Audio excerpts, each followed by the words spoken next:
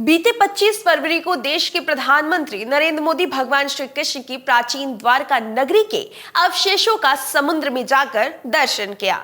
उस वक्त पीएम मोदी के कमर पर कुछ मोर पंख दिखे। ऐसे में क्या आपको पता है कि आखिर क्यों प्रधानमंत्री मोदी समुद्र में अपने साथ मोर पंख ले गए? आखिर क्या है स्कूबा डाइविंग जिसके जरिए पीएम मोदी ने भगवान श्री कृष्ण से अपने जुड़ाव को किया उजागर? आखिर किसने किया द्वारका को नष्ट? आखिर क्या है प्राचीन द्वारका नगरी का वो रहस्य जो आज भी लोगों को आश्चर्यचकित करता है? ये सब तमाम जानकारियां आज हम आपको इस वीडियो में देंगे। वीडियो के अंत तक जरूर बने रहिएगा, तभी आप इस वीडियो के माध्यम से कुछ रोचक बातें जान पाएंगे। तो चलिए देर ना करते हुए वीडियो को शुरू करते हैं।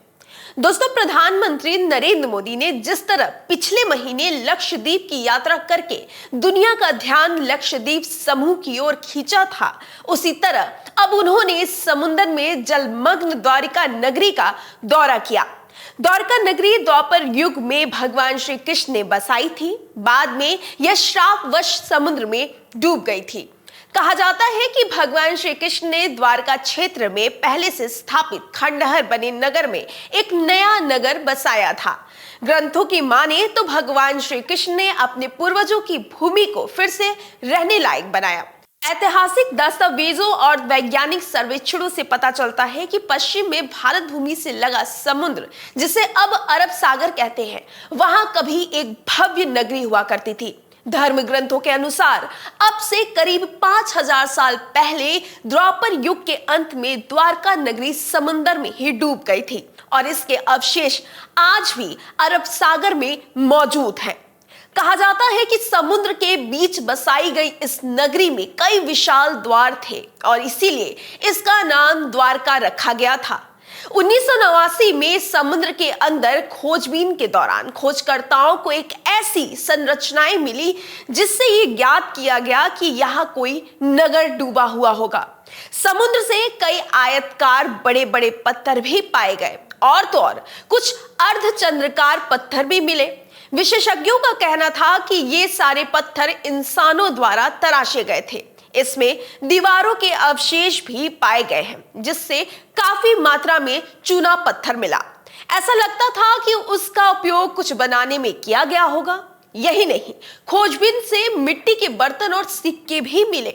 साल 2007 में समुद्र के अंदर फिर से खोज की गई तो समुद्र की गहराइयों में पत्थरों की प्राचीन आकृतियां मिली।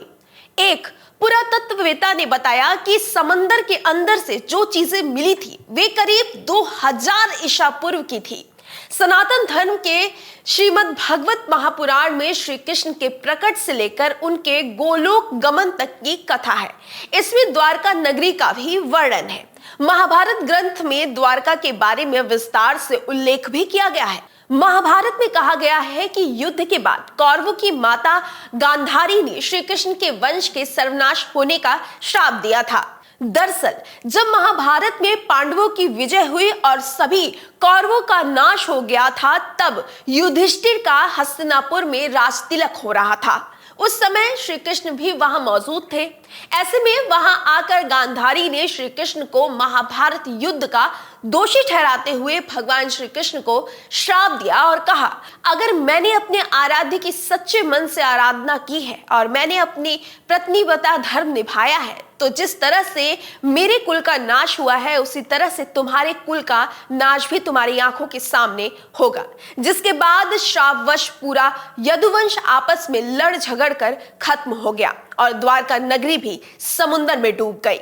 बहरहाल आपको बता दें कि इसी द्वारका नगरी को देखने और द्वारका में एडवेंचर स्पोर्ट्स और टूरिज्म को बढ़ावा देने के मकसद से पीएम मोदी ने स्कूबा डाइविंग के जरिए समुद्र में जाकर द्वारका नगरी के अवशेषों का दर्शन किया। प्रधानमंत्री ने स्कूबा डाइविंग के जरिए समुद्र में पानी के अंदर उस स्थान पर गए जहां हजारों साल पहले द्वारका नगरी जलमग्न हुई थी। वहीं पीएम मोदी अपने साथ मोर पंखों को ले गए। उन्होंने वहां भगवान से प्रार्थना की, जिसके बाद पूरे सोशल मीडिया पर प्रधानमंत्री की ये वीडियो और तस्वीर काफी ज्यादा वायरल होने लगी। बता दें कि द्वारका में एडवेंचर स्पोर्ट्स और टूरिज्म को बढ़ावा देने के मकसद से पीएम मोदी ने स्कूबा डाइविंग की। दरअसल स्कूबा डाइविंग में पानी की गहराइयों में तैरना होता है। इसके लिए ऑक्सीजन सिलेंडर व तैराकी वाले पोशाक और स्विमिंग गॉगल्स की भी जरूरत होती है।